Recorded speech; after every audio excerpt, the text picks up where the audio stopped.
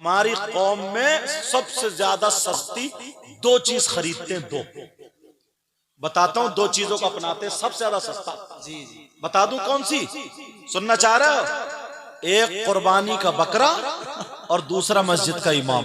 जी, वाह वाह, सबसे ज्यादा सस्ता बिल्कुल कुर्बानी का बकरा ना, मरा खुरा ऐसा चल यूं यूं यूं ऐसा चल, और फिर उसके गले में हार डालेंगे, हार, और बच्चों से कहेंगे 3 दिन पहले लेगा, खिला पिला जरा, बोला वो नाच खा रहा नाच, चल गई उसकी ढाड़, अब खा रहा नाच, वो आते सूख हुई थी पहले से, अब देसी घी पिलाया जाएगा उसे। जी, जरा सोचने की बात है। जिंदाबाद जिंदाबाद। सबसे मरा खुरा ये सोचता बस 1500 रुपए की जो बकरी ना बड़ी बड़ी भै भै कर रही थी, उसी को खरीद लाया, और मोहल्ले में 3-4 जगह रहे, बोले यार अब के बच्चों ने ना कुर्बानी का इरादा किया, कुर्बानी हो रही है घर पे, इसलिए नहीं आऊंगा मैं। जी, मोबाइल पे बातें करेगा ना इतनी जोर जोर से, हाँ बोले वो कुर्बानी हो रही है, कुर्बानी अब जैसे हाथी की कर रहा, जबकि हाथी की जायज ही नहीं है। कहीं मत सोच लो कि जायज, और है बिल्कुल मरी खुरी बेचारी से, खाया नहीं जा रहे संभल के, सांसें नहीं ले जा रही, उसे अब शैम्पू से नहीं ला रहे, शैम्पू से, और खुद खड़े खड़े मुंह का खड़े मुत्तू कहीं का। सच्चाई हजरत, वाह वाह वाह। और इमाम साहब बिल्कुल सस्ता, जो 5000 में मिल जाए, 6000, चाहे वो पड़े मुस्तकीम।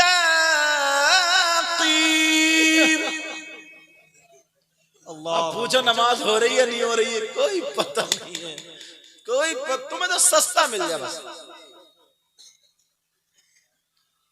सही अल्लाह के बंदो जरा सोचा करो, हक़ खिताबत, हक़ बिल्कुल सस्ता। जितने ना आने वाले शायर साहब को, या मैं अपने आप को कहूं, इनको क्यों, मुकर्रिर को मुझे किसी एक रात में दे देते हो ना, जो पूरा महीना इमाम अपना खून पिलाता है, पूरा महीना मेहनत करता, उसको पूरे महीने में नहीं देते। सही बात है। इतना अच्छा अंदाज है, इतना प्यारा अंदाज। बताऊं, तुम्हें ज्यादा मेहनत करनी नहीं पड़ेगी। अभी मैं जिनके घर ठहरा, इतना बड़ा नाश्ता था, टेबल पे आ नहीं रहा जी, क्या नाम है? मोइन, मोइन नाम है। हाँ मोइन। तुम्हारे यहाँ किसी के भी यहाँ चला जाऊं, पहले से इंतजाम ना हो, तब भी कम से कम हजारों रुपए का कर लेगा इंतजाम। जी जी, और खुशी के मारे ये चाहेगा सर पे बिठाऊं या क्या, बोला है कि नहीं ऐसा? जी जी, सारी चीजें अच्छी तुम्हारी, सब बातें अच्छी, मेहमान के लिए भी सब कुछ। तुम गुटखा पान वगैरह खाते हो तो रोजाना तुम 10 रुपए का नहीं खा जाते हो? 100 रुपए का तो इसकी कीमत क्या है वो मुझे पता नहीं, क्योंकि मैंने कभी खाया नहीं। जी जी, 5-10 रुपए तो होगी। बीड़ी सिगरेट पीते हो, मुझे लगता है सिगरेट भी 2-3 रुपए का मिलता होगा। हाँ वो मुझे पक्का पता नहीं, मैं तक जानता नहीं हूँ, समझ रहे? तो ये बीड़ी का बंडल कितने का मिलता है यार? 10 रुपए एक बंडल, तो फूंकी देते हो एक दिन में। और बच्चे आजकल 10 रुपए में नहीं मान रहे। सही बात। एक हफ्ते में, एक हफ्ता अगर लगाओ तो, अगर एक हफ्ते में घर में 5 मेंबर हैं और औरतें अगर पान खाने पे आ जाए तो बास बास तो इतनी बड़ी पंचब्बो है, अल्लाह माफ फरमाए, न कभी इधर मार दे पिचकारी, कभी इधर को मार दे पिचकारी, और पान पे पान खाती चली जाती है। पान खाती नहीं खाती? हमारे इलाके में खाती हैं औरतें, नहीं खाती।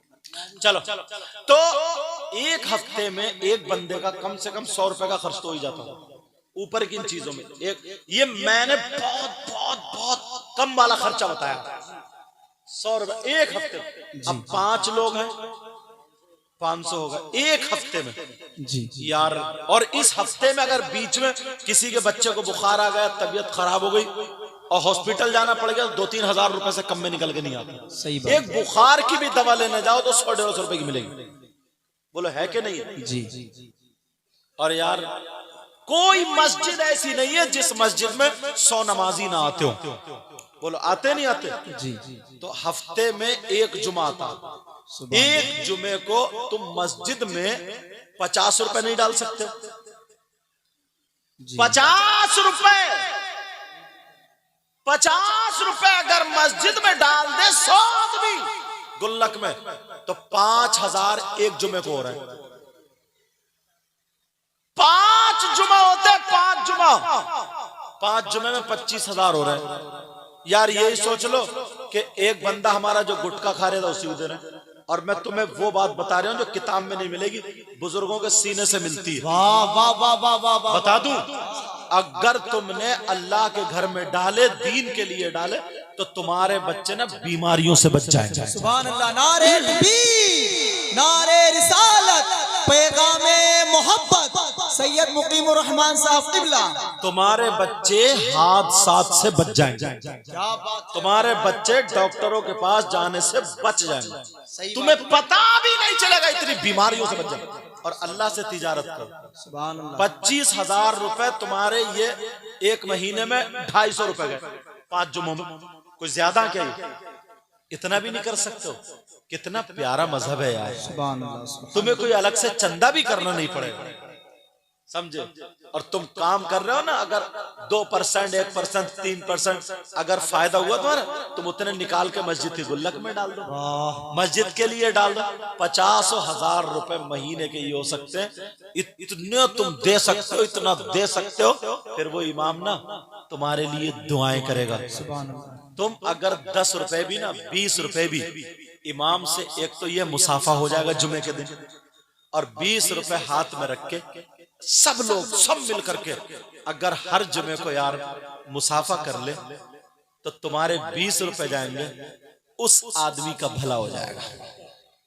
उसका जब भला हो जाएगा, और इतना कह देना, हजरत दुआओं में गुनाहगार को याद रखना। सुभान अल्लाह। बस सिर्फ इतना कह दियो, अकड़ना नहीं कुछ, हजरत दुआओं में याद रखना। सही बता रहा हूं, तुम्हारी दुआएं एक तरफ और उस इमाम की दुआएं ना। एक कपड़ा कुरान से टच हो जाता है, तुम उसे चूमते हो। जब हाफिज होता है ना, तो ये जबान सैकड़ों मर्तबा कुरान से टच होती है, और रटते रटते रटते रटते तो हाफिज कुरान होता, तो उसकी जबान का आलम कहां से लाओगे यार? सुभान अल्लाह। तुमने ना अच्छे रास्ते बंद कर दिए। अल्लाह। अच्छे रास्ते ये थे, बताऊं? जी जी। पहले पुराने लोगों से पूछना, हमारा तरीका ये है, खाना अगर दोपहर में खाया जा रहा है, बीबी बोली खाना तैयार है, दस्तरखान लगा दूं? तो कहता था आप दस्तरखान लगाओ, मैं जरा चौराहे पे देख लूं, बाजार में देख लूं, दरवाजे पे खड़ा हो जाऊं, कोई भूखा तो नहीं है, कोई मेहमान मिल जाए, कोई मुसाफिर मिल जाए, मेरे दस्तरखान पे बरकतें हो जाए। सुभान अल्लाह। ढूंढा करता था, तलाशा करता था। और आज सगे भाई 2 हैं, एक उस मोहल्ले में चला गया, एक उस मोहल्ले में। अगर बड़ा भाई छोटे भाई के यहाँ खाने के टाइम बैठने आ गया, बच्चों की खैरियत लेने, तो इसकी बीबी के तन बदन में आग लग जाती है, और कहती है अब ले इसे भी खाना खिलाना पड़ेगा। सही बात। चुपके से शौहर को करी, इशारा करियो, ले जाएगी अंदर को। सही बात। और ये भी इतना बड़ा चालाक है, एक ही चुस्की को समझ जाता। हाँ, इशारा करके बस, अम्मा कुछ भी चीखती रहे तो नहीं समझेगा, और बीबी बस हो गया काम, जाओ। अंदर गया। अच्छा बताओ नाजिम साहब, बात सही है कि नहीं? जी जी। कह रहे हक है, लग रहा है तजर्बा इन्हें भी हो गया। अब मैं तुमसे इतना नहीं हंस सकता हूं, अपने नाजिम से ही हंस सकता हूं। ये भी एक मोहब्बत का तकाजा। अब इनको कितनी चुस्की लगी होंगी यही जानते होंगे, समझे? चलो, तो अब एक चुस्की मारेंगे, आ जाओ, अंदर जाएगा, वहीं बिठाल के खिला देगी, और ये मुंह पूजे कहेगा और भाई साहब बताओ क्या हो रहा? नीयत इतनी तंग होगी, बरकत होगी घर में? नहीं। एक कौम ऐसी है जिसका नाम पंजाबी है। पूरे मजमे में कोई नहीं बता सकता कि आज तक किसी पंजाबी को तुमने भीख मांगते हुए देखा? बोलो नहीं। ताले संभाल ले, दूध बेच ले, छतरी संभाल ले, बैटरी संभाल ले, मजदूरी कर ले, कारोबार कुछ भी कर ले, मगर तुमने कभी भीख मांगते हुए क्यों? रोडों पे गर्मियों में पानी कौन पिलाता है? सही बात है। बोलो, पंजाबी के घर अगर पहुंच गए तो खाने के टाइम पहुंचे तो भूखे नहीं आओगे। बगैर पानी के उसके दरवाजे से लौट के नहीं आओगे। दो लोग मोटरसाइकिल पे बैठे, तीसरा पंजाबी जा रहा, मोटरसाइकिल रोक के फौरन पूछेगा तेनू कितने जाना, फौरन पूछे तेनू कितने जाना, बैठ जा, बैठा के ले जा। और तुम जा रहा अकेला अकेला, इधर को मुंह करा हुर्र जैसे निकाल दी, या मोबाइल निकाला हेलो हेलो हेलो निकल गया, ये आवाज अगर भाई साहब सुनियो सुनियो हेलो हेलो निकल गया। सही बात है हजरत। और अगर पूछो पकड़ा गया ना कभी धोखे से, बोले कहां जा रहे हो, बोले यहीं तक जा रहे हो, और निकल गया गली से पार। कितनी नीयत तंग हो गई। सही बात है हजरत। आगे बढ़ोगे क्या? हो सकता है ऐसा, नीयतें खराब होगी। अरे यार इससे ज्यादा हजरत और गिरी हुई बात क्या होगी? सही बात है। बताऊं, निकाह की बात आई थी, वही निकाह में छुआरे बटते हैं जी। अच्छे आदमी को छांट के तुम आओ इधर को दिए लो बांट दो, तो वो छुआरे कैसे बांटता, एक लो बच्चों और एक नहीं होता क्या? सही बात। नहीं भरता अपनी जेब में बांटने वाला, या फिर देगा तो काना बांटी करता है, अपना कोई मिल गया ले ओके चलो हटो हटो हटो हटो हटो। यार जो तुम जब 2 किलो छुआरों में ईमानदारी नहीं कर सकते क्या तो अल्लाह ताला तुम्हें बादशाह कैसे बनाएगा? अल्लाह अकबर, अल्लाह अकबर। बहुत बड़ी बात है सही है। अल्लाह 2 किलो छुआरे, तुम्हें तो यहाँ अपना पराया देखना ही नहीं था ना जी। तुम्हें तो बांटने के लिए हक करना था, बांटने के लिए दिया था। सही बात। मगर तुमने यहाँ पर भी गद्दारी दिखा दी। अल्लाह, मुसलमान और गद्दार, गद्दारी दिखा दी। काना बांट कर दिया, अपनों को मुट्ठी भर के दे दी, कोई अपना बच्चा आया उसकी जेब में भर दिए, और दूसरों के बच्चे हटो हटो हटो, कोई नहीं देख रहा, अल्लाह ताला भी नहीं देख रहा। तुम्हें बनाएगा प्रधान, तुम्हें बनाएगा बादशाह, तुम्हें बनाएगा हाकिम, जब तक अपने कारनामे नहीं संभालोगे, जब तक अपने आप को नहीं सुधारोगे, जब तक अपने आप को आगे नहीं लाओगे। अल्लाह जरा सुनो, मेरे नबी की जिंदगी सुनो। मेरे नबी ने किसी का हक नहीं मारा। अगर इजाजत हो तो सुना दूं जी, करम नवाजिश। मेरे नबी की उम्र शरीफ 60 या 59 साल को पहुंच गई। सुभान अल्लाह, सुभान। तारीखी वर्कियात आने लगा मुझे। बहुत अच्छा। तबीयत नासाज, नबी की तबीयत नासाज। एक दिन मस्जिद नहीं गए, दूसरे दिन नहीं गए, सहाबा परेशान से थे। तीसरे दिन मेरे नबी ने बिलाल को बुलाया और कहा बिलाल मदीने की गलियों में ऐलान कर दो तुम्हारे नबी आखिरी वसीयत करना चाहते हैं। क्या बात है सही साहब। नबी की आखिरी वसीयत बता दूं? जी, करम सुनना चाह रहे हो जी। और आज के बाद अपने आप को संभालोगे, ये इंशाअल्लाह। जलसे से अच्छा पैगाम लेके जाओगे इंशाअल्लाह।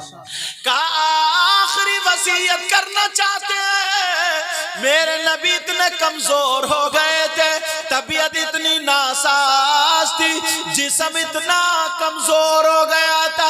एक मोटा, एक हाथ हजरत अली के मोढे पर रखा और एक हाथ हजरत अब्बास के बेटे के मोढे पर रखा। दोनों के सहारे से मस्जिद में तशरीफ ले गए, नमाज पढ़ी। नमाज के बाद मिंबर शरीफ पे बैठे और बैठने के बाद पैगंबर इस्लाम जिसकी वजह से कायनात का जर्रा जर्रा बना, उसके जुमले सुनो। मेरे नबी फरमाते हैं लोगों, अगर तुम में से किसी का मुझ पे कोई हक आता हो तो ले लो। क्या कहा बोलो? अगर कोई हक आता हो तो ले लो। तमाम सहाबा कहने लगे आका, आका कायनात पर आपका हक है, आप पर किसी का हक नहीं है। नबी ने फिर फरमाया आता हो तो ले लो, किसी का कोई हक हो तो ले लो। तुमने अपने गिरेबान में झांक के देखा पड़ोस खेत वाले की मेंढ कितनी काटी है? सही बात। कभी झांक के देखा बगैर इजाजत गन्ने कितने खाए? कभी झांक के देखा जिसका लिया उसका दिया ही नहीं? सही बात। कभी देखा हमसे लोगों को कितनी तकलीफ पहुंची? मुसलमान और इंसान तो ये चीज है कि उसके मुसलमान क्या उसके हाथ से, उसकी जबान से, उसकी आंख से, उसके पूरे वजूद से दूसरे को तकलीफ ना पहुंचे। बेशक बेशक। इसी का नाम तो मुसलमान है। बेशक। मगर तुमने कभी सोचा, नबी बोले किसी का हक आता तो ले लो। एक सहाबी पे 11 दिरहम आ रहे थे, हजरत कुसुम बिन अब्बास ने 11 दिरहम दे दिए। फिर नबी ने फरमाया कुछ आता हो तो ले लो। एक सहाबी खड़े हो गए जिनका नाम हजरत उकाशा था। अल्लाह। आका मेरा हक आ रहा था। क्या हक है? आका मैं और आप दोनों एक जंग में जा रहे थे, आपने घोड़ा चाबुक अपने घोड़े के मारी, इतने में मेरा घोड़ा तेजी से बराबर में आ गया, वो मेरी पीठ पे लग गई थी, उसी का हक आ रहा। सहाबा की आंखों में आंसू आ गए। क्या तुम नबी की तबीयत नहीं देख रहे हो? इसका मतलब क्या उकाशा? क्या तुम नबी के कोड़ा मारना चाह रहे हो? नबी के जिस्म पे कोड़ा मारोगे? नबी ने फरमाया खामोश बैठो, सब बैठो। उकाशा के हाथ में कोड़ा दे दो। तबीयत नासाज है, तबीयत खराब है, कोड़ा खाने के लिए तैयार, का कोड़ा दे दो। बिलाल खड़े हो गए, उकाशा जितने कोड़े मारे जाए मार लो, मेरे जिस्म में जब तक जान है मारते रहो, कुछ नहीं, उफ तक नहीं कहेगा, मगर नबी के जिस्म पे कोड़ा मत मारो। उकाशा बोले आका अगर मैं बिलाल के कोड़ा मार लूं हक अदा हो जाएगा? नबी बोले नहीं होगा। अली खड़े हो गए, कहा बिलाल का उकाशा मेरे गोश्त की बोटी बोटी कर दो, हड्डी का चूरा चूरा कर दो, मगर नबी के जिस्म पे कोड़ा मत मारो। नबी की तबीयत नासाज। आका अगर मैं अली के कोड़ा मार लूं हक अदा हो जाएगा? नबी बोले नहीं होगा। उमर कह रहे हैं उकाशा क्या तुम पागल हो गए हो? अगर आज नबी नहीं होते ना तो तुम्हारी गर्दन होती, मेरी तलवार होती, टुकड़े कर देता। अबू बकर बोले उकाशा नबी वुजू बनाते थे तो तुम पानी लेने के लिए तैयार रहते थे, नबी थूकते थे दामन फैला दिया, आज कोड़ा मारने के लिए तैयार हो? उकाशा बोले आका मेरा आप पे हक आ रहा, कोड़ा मारू के नहीं? मेरे नबी ने फरमाया बिलाल कोड़ा दे दो, बिलाल कोड़ा दे दो। नबी की तबीयत नासाज है। बिलाल आंखों में आंसू है, कोड़ा देने के लिए उठे। उकाशा बोले आका जब कोड़ा लगा था तो बिलाल का आपके हाथ में कोड़ा नहीं था, आपका कोड़ा था, अगर मैं बिलाल के से मार लूं तो हक अदा हो जाएगा? नबी बोले नहीं होगा, नहीं होगा। कब बिलाल जाओ मेरी बेटी खातून जन्नत के यहाँ चले जाओ, जाकर के मेरा वाला कोड़ा ले आओ। हजरत बिलाल रोते हुए जा रहे हैं, वहां पे सहाबा भी रो रहे हैं। उकाशा क्या तुम पागल हो गए हो? हजरत अली कह रहे हैं उकाशा, उकाशा अगर पूरी दुनिया भी मिल करके नबी को तकलीफ देने की नियत से अगर एक फूल की पत्ती मारनी चाहे तो जब तक अली जिंदा है नबी के जिस्म पे फूल की पत्ती तक आने नहीं देगा। पूरी दुनिया से अली अकेला लड़ सकता है। उकाशा तुम कोड़ा मारने की बात कर रहे हो। इतने में नबी ने फरमाया तफद्दल बिल जुलूस या अली, ऐ अली तुम बैठ जाओ, बैठ जाओ, बैठ जाओ। अली बैठ जाते हैं, फौरन बैठ जाते हैं। अब नबी के सामने कोई नहीं बोल रहा है। हजरत बिलाल रोते हुए जा रहे हैं, सैयदा की चौखट पर रो रहे हैं। कहा जैसे ही रोते हुए देखा फातिमा बोली बिलाल क्या बात है? कहा अपने अब्बा जान वाला कोड़ा दे दीजिए, अपने बाबा जान वाला कोड़ा दे दीजिए। कहा क्या बात है? फातिमा बोली बोलो बोलो बिलाल क्या बात है? बिलाल छुपाना चाह रहे थे, बिलाल ये सोच रहे थे बेटी को ना बताया जाए, मगर बिलाल की आंखों में आंसू थे, बिलाल की आंखें सुर्ख थी, बिलाल रो रहे थे। सैयदा बोली फातिमा बोली बिलाल बोलो जल्दी बताओ क्या बात है? बिलाल ने कहा मुझसे तो बाबा वाला कोड़ा मंगवाया, कोड़ा दे दो। लेकिन फातिमा बोली बिलाल बताना होगा, जब तुम्हें मक्के की गलियों में जालिम तुम्हें खचेड़ रहे थे तब भी तुम्हारे लबों पे मुस्कुराहट थी, नबी का कलमा पढ़ रहे थे। कहा बिलाल जब उमैया तुम्हारे सीने पे पत्थर रख के घन चला रहा था उस वक्त भी तुम नबी का कलमा गुनगुना रहे थे और तुम्हारे लबों पे मुस्कुराहट थी। कहा बिलाल तुम्हारी जबान पे गर्म गर्म लोहा रखा जा रहा था, उस वक्त भी तुम मुस्कुरा रहे थे। आज तुम्हारी आंखों में आंसू कैसे है बोलो? जब इतना कहा तो बिलाल को बताना पड़ा, सैयदा फातिमा बेटी है मेरे नबी की, फातिमा की आंखों में आंसू आ जाते हैं और फरमाती है ऐनल हसन वल हुसैन तालई इलैया, हसन हुसैन कहाँ है? दोनों मेरे पास आ जाओ। दोनों बच्चे आ जाते हैं। जैसे ही हसन हुसैन सामने पास में आते हैं, कहा बेटा हुसैन जाओ, बेटा हसन जाओ, जितने कोड़े खाना है तुम अपने नाना के बदले कोड़े खा लेना, मगर मेरे बाबा के जिस्म पे कोड़ा लगने ना देना। कहा अम्मी जान परेशान मत हो, रो मत। हुसैन ने अपनी हाथों से अम्मी जान के आंसू पोछे। कहा जाओ, कहा मैं जा रहा हूं अम्मी जान, मैं देख लूंगा।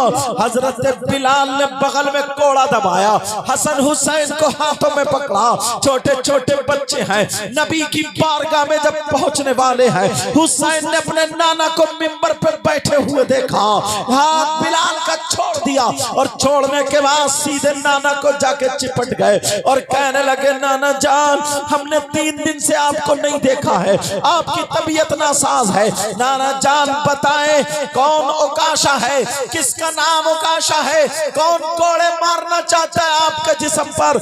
नाना जान आपका हुसैन हाजिर है, जितने चाहे कोड़े आपके हुसैन के जिस्म पे लग जाए, मगर आपके जिस्म पे लगने नहीं दूंगा। कहा बेटा कैसी बातें कर रहे हो? सहाबा ने छोटे से हुसैन की बातें सुनी, सहाबा की सिसकियां निकल जाती हैं। जैसे ही रोने लगे तो फिर मेरे आका ने फरमाया अली बच्चों को पकड़ लो, कहीं मेरे भी आंसू ना निकल जाए, मेरे हुसैन को पकड़ लो, मेरे हसन को पकड़ लो। हजरत अली उठे, हसन हुसैन को पकड़ा। हुसैन बोले बाबा बाबा अब्बा जान अली मुझे छोड़ दो, आज मैंने अपने हाथों से माँ के आंसू पोछे हैं, अपनी माँ से वायदा किया है, मेरी माँ की आंखों में आंसू थे, बाबा मुझे छोड़ दो, आज मैं नाना के ऊपर कुर्बान होना चाहता हूँ, अब्बा जान मुझे छोड़ दो। अल्लाह अल्लाह सहाबा की सिसकियां निकल जाती है। कहा मैं ओकाशा को देखना चाहता हूँ कौन से है। ओकाशा की गर्दन भी झुकी है। अल्लाह अल्लाह। इधर हजरत अली ने दोनों बच्चों को गोद में लिया। कहा नाना जान मुझे बुला लो, नाना जान मुझे बुला लो।